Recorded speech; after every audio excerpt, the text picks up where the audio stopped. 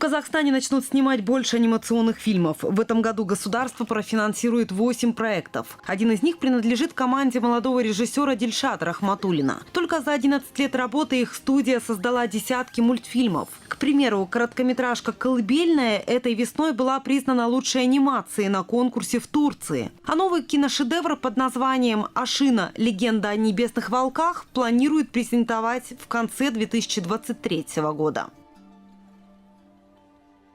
Это мультфильм в 3D. Фильм будет на казахском языке с дубляжем на русский язык. И также мы будем сейчас вести переговоры с Турцией, с тюркоязычным миром. Они уже будут сами переводить на свой язык. Мы качеством ничем не уступаем нашим соседям, даже и в чем-то превосходим. Поэтому ближайшее наше окружение, наши страны, которые окружают, мы вполне можем, я думаю, на прокат к ним выходить, делать конкурентоспособную работу.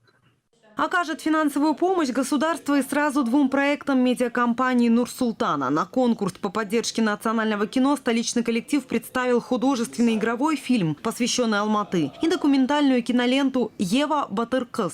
Последний рассказывает об истории реальной героини из Алматинской области, которая с ранних лет увлекается кокпаром, национальным видом спорта, нетрадиционным для тех, кого принято считать слабым полом. Чувство страха у Евы, оно практически отсутствует. Вот, если вы видели, там склоны очень крутые и резкие, вверх и вниз идут. Она на скаку поднимается как вверх, так и вниз идет.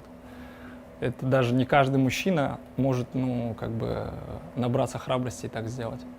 Часть материала для фильма «Ева Батыр-кыз» уже отсняли. Закрытые показы авторы проекта намерены организовать уже в 2022. Для творческой группы это первый большой проект такого масштаба. 70% расходов на подготовку фильма покроет государство. Отметим, всего в этом году поддержку из бюджета получат 62 отечественных кинопроекта.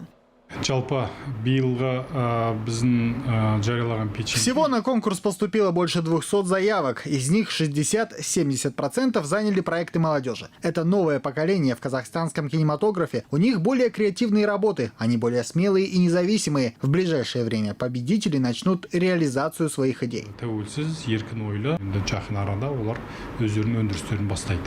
А это значит, что совсем скоро в отечественной киноиндустрии появятся новые таланты, о которых узнают не только в стране, но и за ее пределами. К слову, в этом году Дни казахстанского кино планируют провести почти в 20 странах, в том числе в США, Канаде и в Германии.